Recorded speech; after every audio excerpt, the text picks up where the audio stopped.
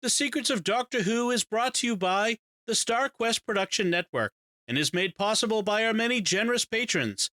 If you'd like to support the podcast, please visit sqpn.com/give.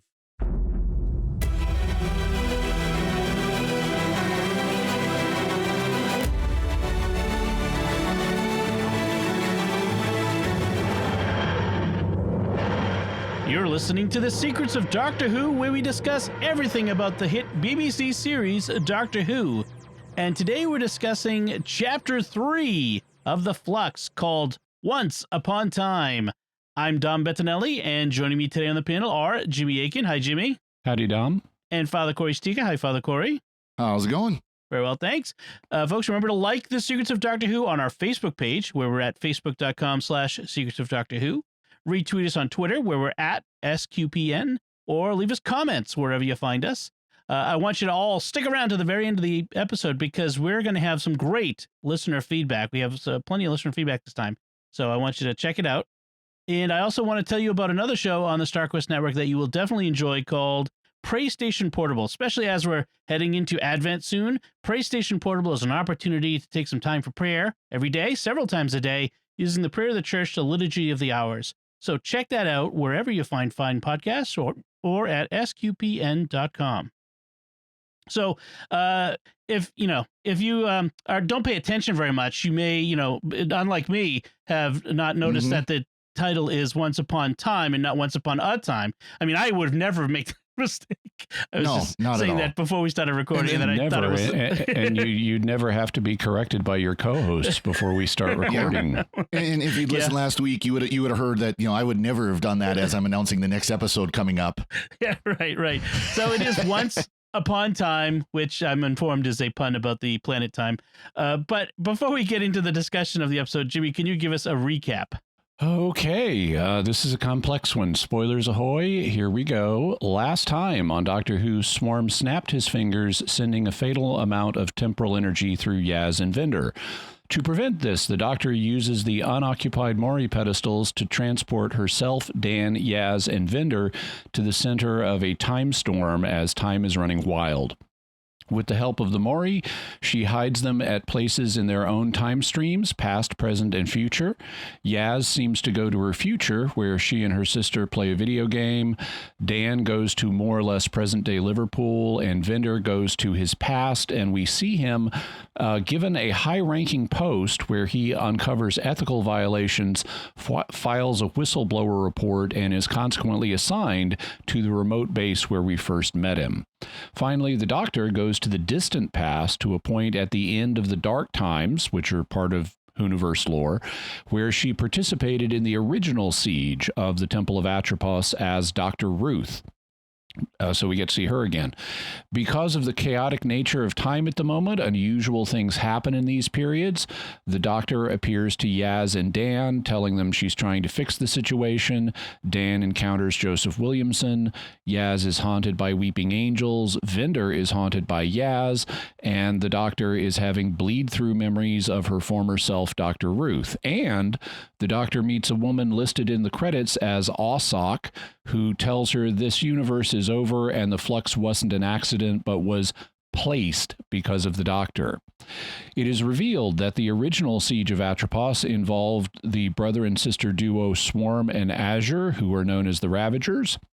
They have 5 Thanos clone figures known as passengers with them, and the passengers hold millions of hostages. The Ravagers say that the conflict is between space and time, and that the conflict is supposed to end the Dark Times. But to get their way, they show they're willing to kill hostages, and they destroy 2 of the passengers. The Doctor/Dr. Ruth gets the upper hand by revealing that one of the other passengers contains the Maori, who come forth and assume their places on the pedestals, ending the conflict. Swarm and Azure are captured with the promise of perpetual confinement. Having seen this, the Doctor uses the same trick to create a bootstrap paradox, so there will be enough additional Maori inside the passenger in the present that they can assume control of the pedestals in her original time frame, thus fixing time.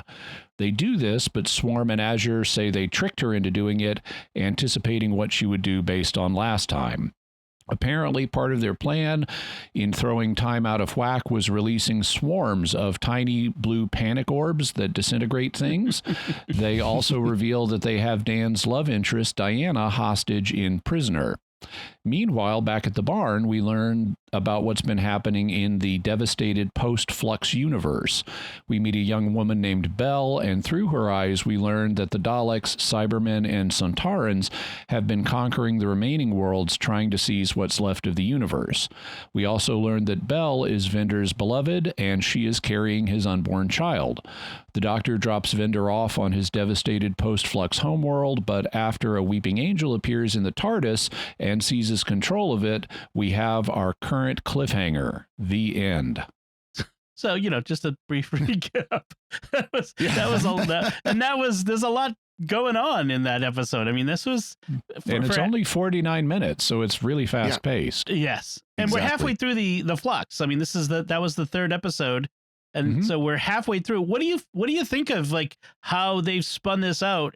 We're halfway through. I mean, do you think we've got time to really wrap this up, or is this a good pace? What do you think of just up front? There's a question of whether or not this is actually halfway through, because we know that this is a 6-episode season. So we're halfway through the season, but there are 2 more specials that are supposed to tie into this somehow, but we don't know how that's going to work. So is it going to be like the episode 6 is going to be a major cliffhanger, and then we're going to have the 2 specials to close it off? Or is it going to be kind of a minor closing at the end of the 6th episode, and then the last 2 are kind of to clean that up? I think it's likely that we're going to get the resolution of much of what's going on. I suspect we'll get a cliffhanger at the end of episode 6, but I don't think it'll just be an abrupt discontinuation of the story for months. I think that there will be a 6-episode story arc that will conclude, and then we'll have some kind of cliffhanger to tease the first special. That would be my guess. My guess is it's going to be, we'll wrap up the Ravagers in the 6th, and this woman, this figure who shows up at the end of this episode, is the continuation, that she's somehow a bigger story relating to the Doctors and the Timeless Child stuff. I have a feeling that's what the other specials will be more Timeless Child related, division sort of thing. So as opposed to Flux related. Right, exactly. And that's possible. By the way, while we're talking Timeless Child, we should mention a fan theory that's out there. And normally I don't pay attention to fan theories, but this one has at least a little bit of plausibility to it. So we've got Vinder and now his beloved Belle, and he sends a message to her telling her, after he's reassigned in disgrace to this remote outpost after having done the right thing and been a whistleblower, and so he sends this message telling her he loves her and he's been reassigned. And we see her at the end of the episode by a campfire with her high-tech space Tamagotchi, and she is watching the recording of Vinder. And she says, and she mentions their unborn child and says, I wonder if he looks different. And given that she's a young person and he's a young person, why would he look different? I mean, maybe he'd grow a bigger beard or cut his hair or something, or maybe he regenerates. And the hypothesis is maybe Vinder and Belle are the Doctor's parents. Interesting. Because we're crossing universes possibly. Well, also maybe. I'm a little skeptical of that. I think Vinder's home planet is in the same universe, or they would have told us. Okay. But it could explain why what Ossock meant in telling the Doctor that the flux is because of her, that it's artificial, if her parents and she are tied up in all of it. didn't the Timeless Child originally come from a different universe?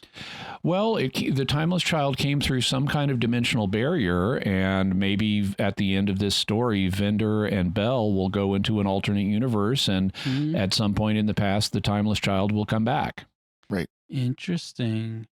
Oh, that would be... That's an interesting theory. Yeah, that would be an interesting theory. Yeah. Also, and this is purely cosmetic, but, and, you know, given the way regeneration works, your race and gender can shift dramatically, but Vinder and Belle do happen to have the right skin colors for the original skin color we saw the Timeless Child with. Right.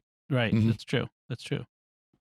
Fascinating. Although it probably would be a little too much for the, well, given the sensibilities at the BBC, I don't know that I think that if they have you know, parents of color, they're very unlikely to ever have them shown having a Caucasian child. Right.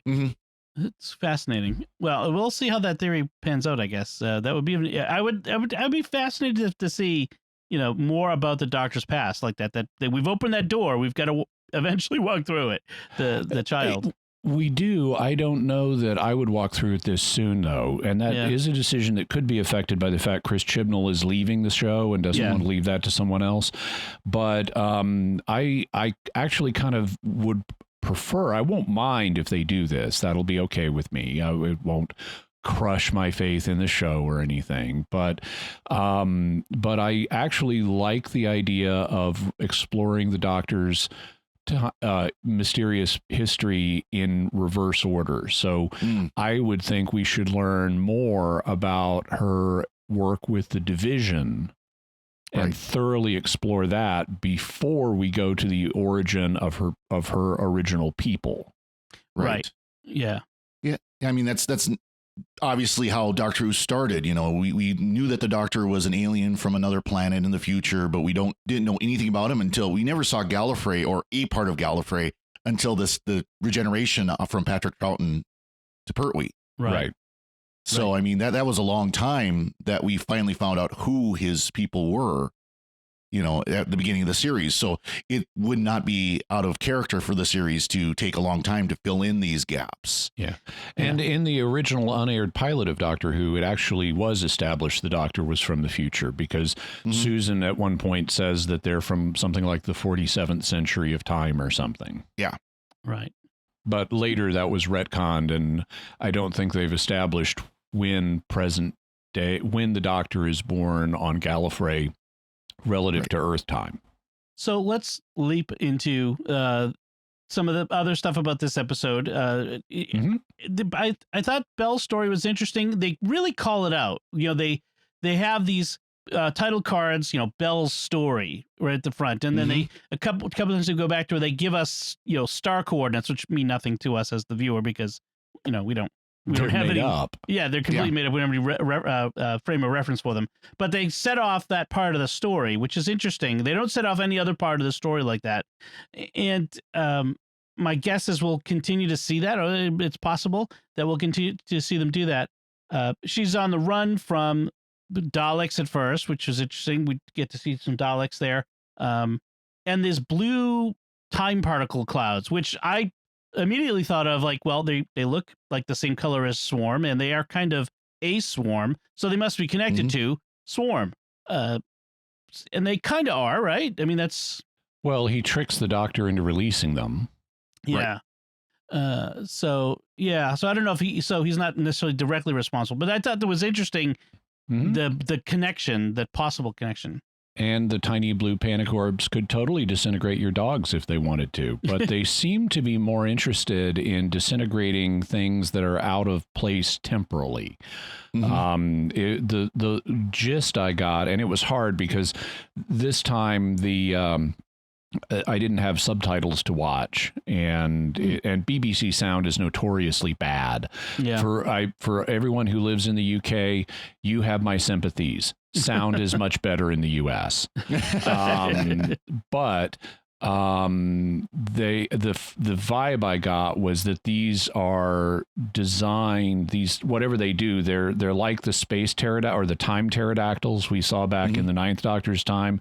They're meant to fix temporal anomalies, the paradoxes. Right. I don't think they even really expressed what they do, just that they had gotten released. I don't remember it mentioning that they were, the street sweepers of time or something like that, to clean things up. Yeah, I thought there was a line in there like that, but I could be mistaken. Right. And I did have the closed captioning on, and I don't remember seeing anything about other than the line about you were the one who caused them to be released.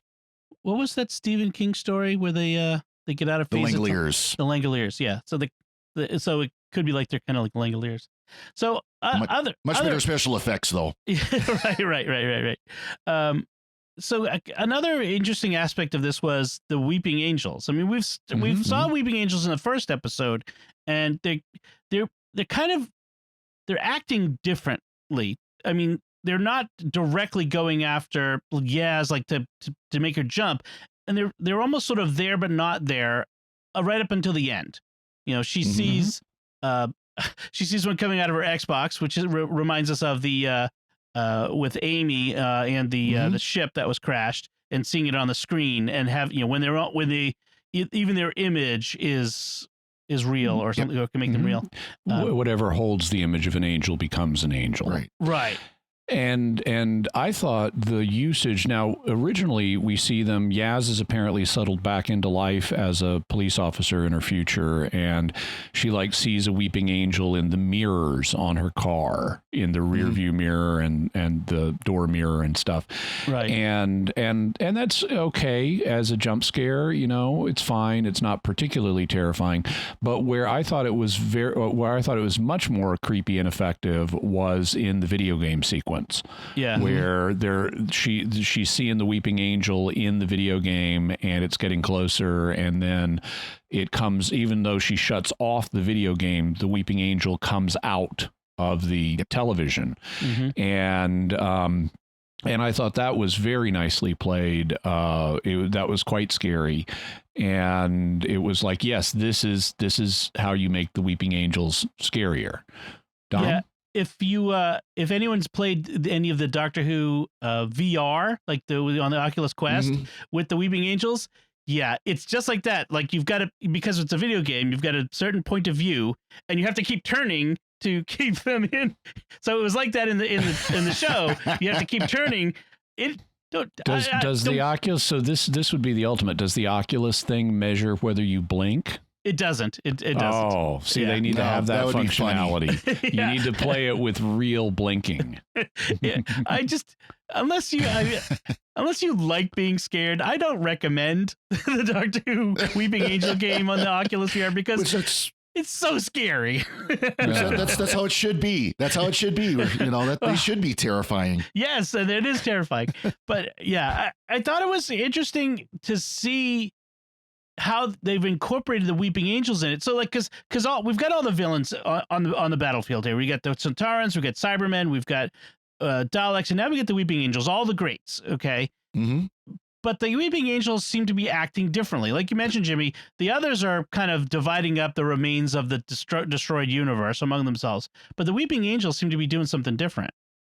Well, the Weeping Angels are their time is a part of their makeup. I mean, they feed off of the time energy of someone getting sent back in time. Right. So you can imagine now with the Flux basically throwing time and space out of whack, that it would be affecting them probably the worst.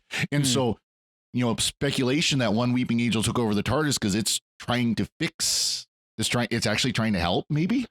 Well, I don't know. My guess is that the original Swarm and Azure, and it is the original incarnation of Swarm. It's the first one we saw before he regenerated. Right. But he says that this conflict involves space and time being pitted against each other. And then Ossock tells us that the Flux is a spatial thing, whereas the Ravagers are a temporal bit of chaos that's been introduced. My guess is the Weeping Angels are part of the Time faction in whatever's going on.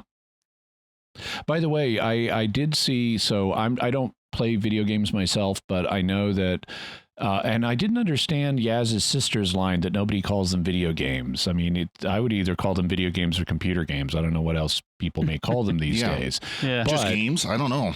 Yeah, but I have heard that video game aficionados will complain about mistakes that TV and movie makers regularly make when they portray video games. And I saw one gentleman complain about that in this episode, because we have Yaz and her sister both with controllers, both playing the video game. And then when we finally see the screen, it's a first-person shooter game with only one player. Yeah, That's true. I wanted to also bring up, in addition to the, because they were all in there, you mentioned they're all in their different times, their different time streams. And the question is are they in their memory of their time stream, or are they actually reliving their time stream? Are they there, or is it just a memory? They say it both ways, but it's not just memories, because the doctor tells Yaz they can be in the future, and Yaz appears to be in the future because she says, I don't remember any of this. This is not the way my life is. Right. And so it appears that she's in her future. And it does, and they don't really address to what extent do they have control over what's happening here? To what extent is what's happening here different than what otherwise happens here? Like in Vinder's flashback, Yaz is for some reason overwritten like his commanding officer. Yeah. And is otherwise lurking around, and they never explain that. So maybe we'll get some closure on that, or maybe it was just a cost-saving thing, because if you use one of your regular actors, you don't have to pay an additional actor if they don't speak any lines. And you'll notice when we get bleed through of his original commanding officer, all the commanding officer does is shake his hand. He doesn't say any lines. That's true. Yeah. Actually, he did say one line. He had it right at the end. Yeah. But it was what we see with Dan, where he's jumping through different times with Diane. Yeah. And so they're all, but more it's or all less the same storyline. Yes. Yeah. But they're moving through it. And so, I got the impression it was supposed to be in their time stream, but it's because of everything that's going on with the Flux, it's all mixed up. Right. Yeah. Although she disappears at the end of his, like when they're in that stadium and they see Passenger. Yeah. And presumably that's where she's abducted by Passenger. That's why she disappears. Oh. Okay, I guess. Although we saw her get transported away in the first episode too, when she went in. Yeah, and who knows how much of an explanation we'll get. They can chalk everything up to time was running amok if they need to. Wibbly wobbly. So, but when the doctor goes into her own past to Dr. Ruth, or to be clear, fugitive doctor is how she's credited, but played by Joe Martin. All three, I think we've all agreed, one of our favorite doctors in the present time. Oh, yeah. And she interacts with herself through a mirror, which I thought was interesting. They have a kind of a conversation. And so I like Dr. Ruth's line. It's like, who are you and what are you doing in my reflection? Yeah. And and it's clear that this is before the Dr. Ruth we met, because she doesn't remember number 13, but number 13 remembers her. Yes, this is when she's still part of the division, and she's with other division agents, and this is the action to take down, like you mentioned, Jimmy, were the Ravagers the first time. The other division agents we look like, or they're being occupied by Yaz, Dan, and Vinder, although Dan at least Dan is really Carvanista. That's awesome. Yeah. Oh man, that so fits, right? That's probably why they're species locked. But also, and apparently that means that Carvanista is quite old, or well, it sort of depends on how time works. Has time traveled. Yeah. Well, and when Bell gets a Lupari ship and mentions that the Lupari disappeared from the universe. Well, we know where the Lupari went. They're shielding Earth. Right. So how this fits for time span as far as what was happening with the Ravagers versus time on Earth. Yeah. You know, so it's clear that the Lupari's actions have kind of changed their relationship to time as well. Right. What I liked about the fact that the current Doctor is reliving a memory of the fugitive Doctor is that because she's doing the same thing in the moment. Now, they talk about her having time hazing, where she becomes fuzzy and becomes mentally unstuck in time. And that's when the 13th Doctor personality is asserting itself. But then in the rest of it, and they apparently have some medical thing they can do to tamp down on that, because Yaz, or the agent that is portrayed by Yaz, like injects her arm with something to stop the time hazing and cause Ruth's personality to reassert itself. But through the key parts of this sequence where she's acting as an agent at the siege of the Temple of Atropos, Jodie Whittaker gets to act like Joe Martin. Yeah. And it is really nice. It adds a whole new dimension to Jodie Whittaker as an actress in this context, as far as I'm concerned. It's like, she's much more engaging. Yes. If they would just write, it's not that she's a terrible actress, it's that they've written a terrible personality for her. Yeah. That's just nothing more than nice. And yeah, the 13th Doctor is nice, but that's only one of the things the Doctor needs to be. And she also needs to have this assertiveness and take charge and competence, all of which Ruth has in spades. And so, you know, it just write Jodie Whittaker like this and she'd be a lot more interesting. She's a great actress. I've seen her in other things. I mean, she would be, yeah. Oh, yeah. Although you mentioned she's all nice. There is this there's one good moment where she's very much apparent. She says, "Can't you just do it without asking why?" Like, as a parent, you say that a lot. Without any discussion. Can we just do it? Just do it without discussion. I wasn't happy with that because, I mean, I understand if that were new, I would be fine with that. But the problem is they've shown Yaz constantly asking her questions and the Doctor constantly ducking them. So it's like when she says, "Does everything have to be a discussion?" It's like nothing has been a discussion. Right. Yeah. Right. Yeah. When you're using it on another adult, that it doesn't work that way. With the kids, that's when you use it. And that's kind of, in a way, she is being, it is that whole, sometimes the Doctor's condescension comes out, the Doctor's sense of I'm better as a Gallifreyan, I'm better than these humans. She doesn't do it very often, but it does come out occasionally. Well, and it depends on the Doctor. Right. Like Tennant did it a little bit. Certainly Capaldi did it a little bit. Matt Smith did it a bunch. Yeah. So it comes out once in a while, which is interesting. John Pertwee did it a bunch. Yes. Yep. A lot, which is not say it was wrong. It's just Tom Baker did it on occasion.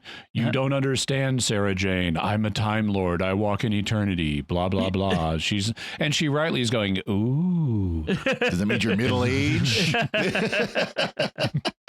With Tom Baker, they obviously played it as comedy, though. I mean, you'd get into that kind of mode, and it was very clearly played for comedy, especially that scene. That one's Sarah as the foil. Yeah. And by the way, speaking of playing things for comedy, so this is not the first time we've seen time out of joint like this. If you go back to the Stephen Moffat episode, The Wedding of River Song violates a fixed point by not killing the Doctor at Lake Silencio, and that causes time to go crazy. And when we open at the beginning of The Wedding of River Song, after she's done that, we have all these. You have a similar chaotic sequence, but it's played. It's much more intense, and it's played for comedy. Yeah. So you have people. You have people in the park that are being dive bombed by pterodactyls, and there's a sign that says, please don't feed the pterodactyls. And you have Charles Dickens being interviewed on a morning BBC chat show about his upcoming Christmas special. And you have reference to the Holy Roman Emperor Winston Churchill arriving on his mammoth and stuff like that. And that's all played for comedy. And I wasn't a fan of that. Yeah. I'm glad they finally got River and the Doctor married, but the rest of the episode I wasn't a huge fan of. But here we have time out of joint played for drama. Right. And it's slower paced, and it is creepier, and I find it more effective here. Yeah.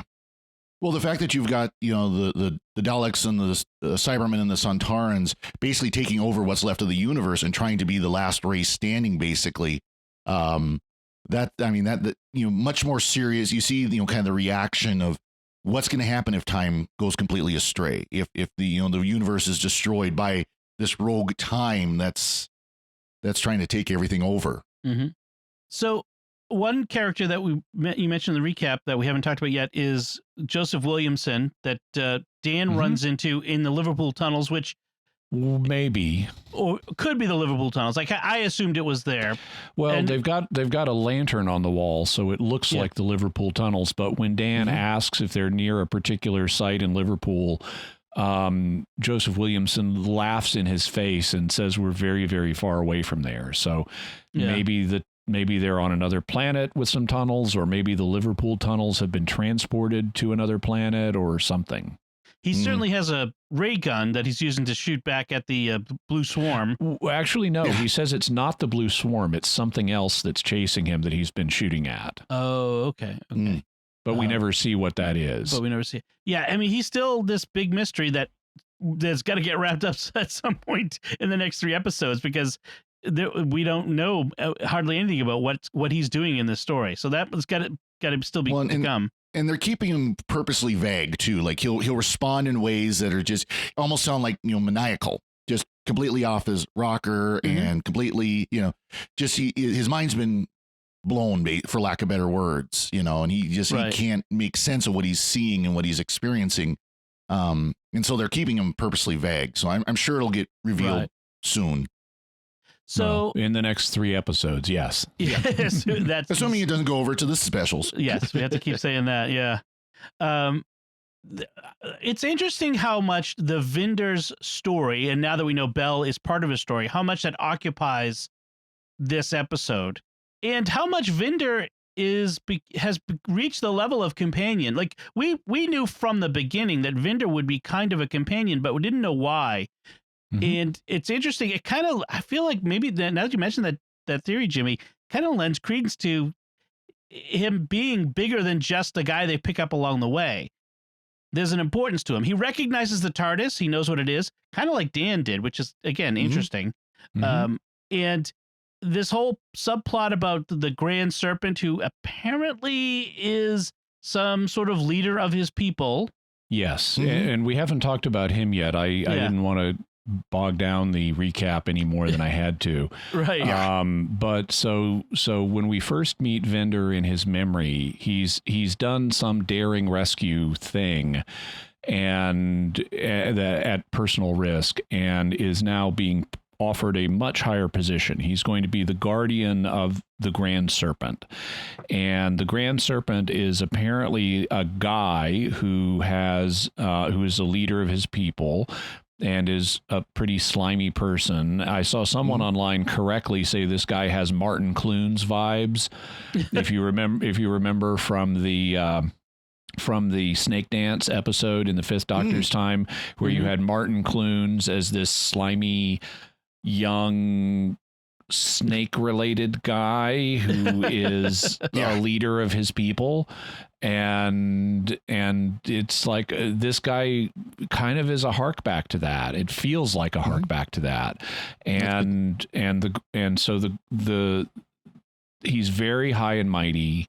He's very much do what you're told. Don't even express agreement or approval with me. That's how low you are. Can I jump in? That got me so mad, that scene, because he's standing there monologuing to his Secret Service agent essentially about what's going to be happening, and the agent says, "Oh, it sounds like a good idea," and he jumps all over him like, "Well, if you don't want to hear his opinion, what are you telling him for?" Well, and not only is he monologuing, he's pausing in a way that invites comment. Right. Oh, it's like he set him up. Oh, it just drove me crazy. Yeah. And eventually, so they're negotiating a treaty with some alien people, and Vinder's job is to record the meeting.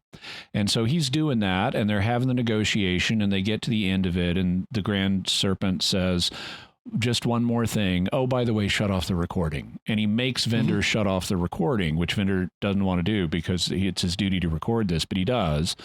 And then the Grand Serpent says to the aliens, now, there are 9 people. I'm going to give you a list of 9 people that are like in your territory, and 5 of them are traitors to us, and so you need to extradite them to us so they can face justice for their crimes, and 4 of them are members of my opponent's family, and you need to arrange for them all to die in an accident. And Vinder then files a whistleblower report on this, and is told, and his supervisor / Yaz says, have you discussed this with any members of your family? Which would mean Bell in this context. And he says no. But that's a great line. Have you discussed this with any members of your family? And he goes ahead and insists on, and the supervisor says, or the commanding officer says, you know, you're taking a lot of risk here. And he says, I know, but there are whistleblower protections. And just like a lot of people in certain recent American administrations I won't name found out, those whistleblower protections were written by the people in charge. And so Vinder insists on reporting what he's learned, and he is immediately reassigned to the Thule base in Iceland. Outpost Rose. Elmendorf Air Force Base in Alaska. You know, I just got to say, if you name the highest office in your government Grand Serpent, you're probably asking for trouble. Like, I mean, we all know that politicians can be snakes, but, you know, naming the office the Great Snake is probably a bad idea. So anyway. Well, I wonder if that was commentary on the current prime minister. I don't know. I thought the guy was like, seemed to remind me a lot of Benedict Cumberbatch. And in fact, I had to look twice. I'm like, oh, it's not Cumberbatch, but it looks a lot like him. Sounds like him, too. Anyway, you were going to say. But you know, we know that this government that he's pledged to is not like a monarchy. It is very much like a constitutional republic like ours, or, you know, like Britain, where they've got a constitution, a prime minister, and so on. So, you know, but this is somebody who's obviously gotten much power within that government and is basically controlling the government more like a dictatorship than a constitutional form of government. Right. And then Belle, we find out she's on like we mentioned, a Lupari ship. She's trying to reunite with Vinder. She's attacked by Cybermen and interrogates one. This was a sequence I did not like, because she's on the Lupari ship. She's got one or two blasters, and this enormous number of Cybermen come trumping up the hallway towards her, and she kills all of them. And they are terrible shots. I mean, these Cybermen have become stormtroopers. None of them hit her at all, even though she's standing in front of the hallway they're coming out of. They have a restricted range of fire, and she's standing in the middle of the restricted range of fire, and none of them can hit her. Like Dan with the Centaurans last time. Yeah, it was very unbelievable, and it was a really stark contrast in my mind to how the Weeping Angels were played in the video game sequence. That was scary. Yeah, this was totally non-threatening. This was just action hero gratification, you know, silliness. Right. Well, maybe they were upgraded stormtroopers. Maybe that particular group of Cybermen were upgraded stormtroopers. They were the Bad Batch. There you go. So she interrogates him, but doesn't really get any information from him. and she ends by saying, her mission is love. Love is the only mission, which, is part of the revelation that we will get about her trying to seek out Vinder, the father of her child, and reuniting so they can be a family again. But so that gets mentioned. I thought it was kind of a nice nod to the importance of family and love, and the reality that love is the ultimate, end of things. And well, I think that scene was meant to be played as a exposition scene. Yes. Yeah. Where this is what's going on in the universe right at this time and everything. And I agree. It kind of fell flat. Yeah. To me, as far as the conversation did, because we didn't really learn anything. It's just the Cybermen are being Cybermen. That's all we learned. They're going to convert all organic matter to Cybermen because that's what Cybermen do. And I didn't need that to be explained to me as a longtime viewer of the show. We mentioned that the Doctor, as they're getting extracted from the time storm, she has this encounter. She wants to stay back in for just one more memory. If she gets one more memory, she'll find out what she needs to know about herself in the Division era and as Dr. Ruth, and then encounters this old woman, her name is Osok. What do you think of this? I mean, what do you have a theory at all? What's going on here? Well, the odds are Osok is a new character, and that we don't know, and that we'll just have to learn about her. Some people have wondered, have immediately thought of, could this be the Doctor's mother? Right. Because she is an older woman. Also, could she be another version of the Master? Because they love to introduce the Master under other disguises, and she certainly knows a lot about the Doctor and has at least has kind of a frenemy relationship with the Doctor in this scene, just like the Master does. Mm-hmm. But I don't know. I don't think we have enough data yet about Osok. She had some kind of relationship with time, though, because she was able to dismiss the Doctor, basically say, go away. And the Doctor did. Like, she kind of almost predates our universe, like is like outside and above our universe, that sort of thing. So not really a Gallifreyan per se, but what wasn't there like these the Guardians? It occurred to me that she might be a Guardian. Right, because we saw one of those last season. But I guess that's just put a pin in this. We'll be coming back to her later, sort of thing. Hopefully. Well, we saw the Black Guardian in the recent Mod 1 Undead that we reviewed. Mm-hmm. Right. She says the Flux was made because of the Doctor, and that like sort of she's the cause of it, or something along those lines, or somehow responsible for it. Right. And then that's all we get from her, and then we get back to the resolution with Di is a prisoner inside passenger. The Doctor says basically to Swarm, like, what do you want? Tell me what you want. We'll get it for you. We'll resolve all this. And he gives the classic Milton, Lucifer, Paradise Lost line. I want to reign in hell. With Paradise Lost, it's better to reign in hell than serve in heaven. And Swarm says, so basically he wants to see the universe burn. Yet another bad guy who would destroy everything. Maybe. Right. But at least that's kind of how he phrases what he says. And as you mentioned, this seems the Doctor's resolution to the things going on Atropos is playing into his hands. Whatever she did seems to be advancing his plans for what comes next. And it seems to have been that he only wanted time out of joint in order to get the blue panic orbs released. And now he's okay with time being fixed.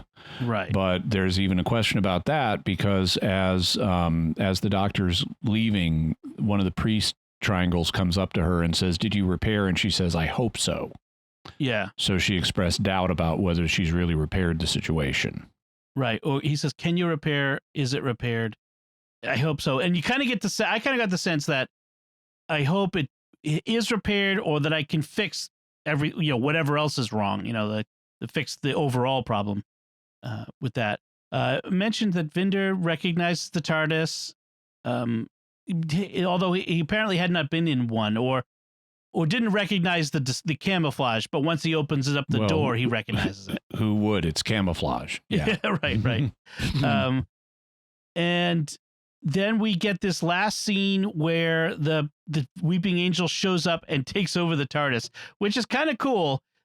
She shows up on Yaz's phone, basically, and as we know, an image of a Weeping Angel becomes a Weeping Angel, and that's how they sneak into the TARDIS. That's kind of clever. I thought that was a clever gambit on their part. And notice that was also the original goal of the Weeping Angels, was back in Blink, was to gain control of the TARDIS.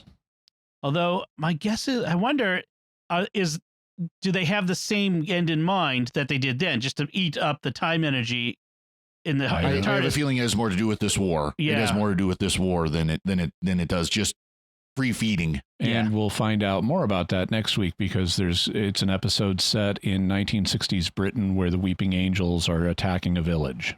Right. Village of the Angels is the title, I think. And we'll see Claire this time. Oh, if you remember Claire from the first episode where she got zapped back by the Weeping Angels, well, this is where she got zapped back too. That's right. Apparently. That's right. So before we get to our listener feedback, do you have any final thoughts on this episode, Father Cory? Well, one thing it just struck me right from the beginning is, when you watch Classic Who and you watch it in the serial format as it was originally broadcast, you'd have the cliffhanger, and then they would redo the cliffhanger for the next episode, but sometimes they would change it just a little bit. And that's what they did with this one. Is the cliffhanger second one was focused on Swarm, snapped his fingers, and it ended. Well, in this one, it immediately shifted to the Doctor running and jumping on the pedestal. At the same exact moment. So they're continuing at least that feel of Classic Who, because I mentioned the first chapter really felt like a first episode of a Classic Who serial, and they're kind of keeping that idea going, that this is very much like a Classic Who serial, much longer episodes. It's twice as long as a normal Classic Who episode was. But it's still keeping that serial connection going. So it's kind of nice that they're that's a nice throwback just in production. To do that, because they could have redone that. They could have redone that cliffhanger in so many different ways, where they didn't have to do the let's step back about 5 seconds but change the camera view type of deal. Yep. And given that we're building up to the 60th anniversary of Doctor Who, kind of doing that this season as sort of an homage in style, that's kind of fits. Jimmy, what about you? I think it's interesting that Swarm says that what was happening at the Temple of Atropos to end the Dark Times was the founding conflict between space and time. And that doesn't make any sense scientifically, but you can't have conflict without time. And so, and it would be questionable whether you could have conflict without space. But pitting these two things against each other in this way doesn't make any sense. But mythologically, maybe it could be interesting as writing. So I'm interested to see how they play that out and how comprehensible they're able to make it.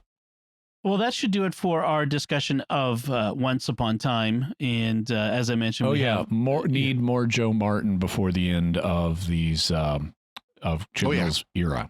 Yes, definitely. Need to see her as more than a memory. Yep, definitely. So let's get to our feedback. We've got feedback going back to the first episode of this season. So let's jump into that. Brian Roberts on Facebook, talking about Halloween Apocalypse, says, I enjoyed your review. I'm always struck by the bits that are really familiar to us in the UK, but obviously alien to anyone else. If you're interested at all in the name Scouse or Scouser, that's what Dan calls himself. Scouse. Yep. For someone from Liverpool, it's the name of a meat and potato stew associated with the area. A Scouser is someone who eats scouse. So now I've got to go over to Liverpool and try it. Yeah, and scouse used to be more broadly distributed in its consumer base in Europe, but it is particularly associated these days with Liverpool. I remember lobscouse was a name for food from Patrick O'Brien's Master and Commander series. The sailors would eat. He talked a lot about the food of the era, so that's a name I remembered from that. Thank you, Brian. Kelly Brown writes on Facebook. Kelly is a longtime listener and we've talked about some of her feedback in the past. And she writes, I admit that I was not very excited about the new season. Chibnall's Doctor Who has been very hit and miss. In my opinion, it's been more miss than hit. So I went into this season with very little excitement. I was very pleasantly surprised by how much I enjoyed this episode. I found myself grinning during most of it, something I haven't done with Doctor Who in too long of a time. I love Dan. So far, he's my favorite character this season. I hope that they keep up the episode quality this season. While I'm not a huge fan of Chibnall's Who, I think Jodie Whittaker deserves better than what she was given in previous seasons. I want her Doctor to go out well. One more thing, the first time I saw Swarm, I noticed his bony nose and immediately thought of Voldemort from Harry Potter, and that's why I now refer to Swarm as Space Voldemort. There we go. I like that. I think that tracks with things we've said about this season and Jodie and Chibnall and that sort of stuff. Yeah, and I agree. I felt the same way about going into this season. About I was not very excited. I wasn't sure what was going to happen, especially since it was going to be a serial type episode or season. So far, I've been impressed. I've really been enjoying it. Yeah. This has been these 3 episodes so far have been really, really good, and I think you guys share my opinion on that as well. Yeah, I agree. It makes me think maybe the 4th season of Star Trek Discovery will be good too, and then I just kind of wake up from that. Yeah. And then our last bit of feedback is not specifically related to this season of Doctor Who, but as a more general Doctor Who question. Rob Leonardi on Facebook asks, have Jimmy, Dom, or Father Cory ever contemplated how in Beauty and the Beast that the Beast turning back into Prince Adam surely looks awfully like Time Lord regeneration? Maybe a pre-Hartnell incarnation?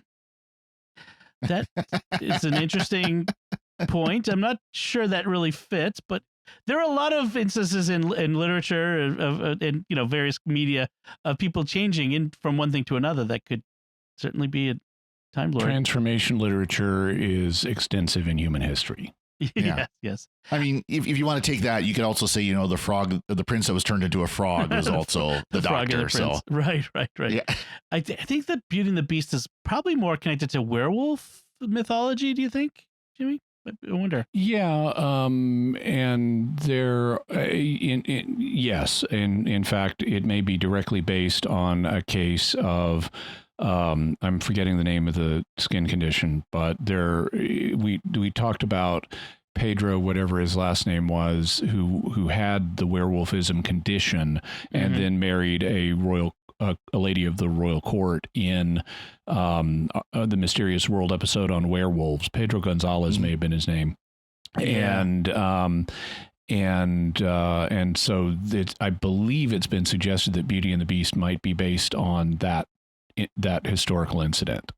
I'm now just looking up which episode it's episode 90 of Mysterious World, where you will find our Jimmy's discussion of werewolves, the mystery of werewolves. So almost exactly 100 episodes ago. Yes. Yeah. And then, of course, we've got Tooth and Fang, where, the queen gets bit by a werewolf in Doctor Who. So Right. That's true. Tooth and Claw. Tooth and Claw. Yep. All right. Well, thank you, everyone, for your feedback. We love getting feedback, and we love discussing it and hearing it here and sharing with the other listeners. So that is great. We would like to take a moment to thank our patrons who make it possible for us to create the Secrets of Doctor Who, including Christian B., Clarice R., Ray M., Rebecca R., and JS. Their generous donations at sqpn.com/give make it possible for us to continue the Secrets of Doctor Who and all the shows at StarQuest. You can join them by visiting sqpn.com/give. So that's it from us. Let us know. Give us some feedback on what you think of Chapter 3, Once Upon Time. You can let us know by commenting on the show at sqpn.com or the Secrets of Doctor Who Facebook page, or send an email to drwho@sqpn.com. We'll be back next time when we'll be discussing Chapter 4, Village of the Angels. Until then, Father Cory Sticha, thank you for joining me and sharing the Secrets of Doctor Who. Thank you, Dom. And Jimmy Akin, thank you as well. Thanks, Dom. And once again, I'm Dom Bettinelli. Thank you for listening to the Secrets of Doctor Who on StarQuest. And remember, challenges are temporary, life is constant. It sounds profound. I'm not sure if it is.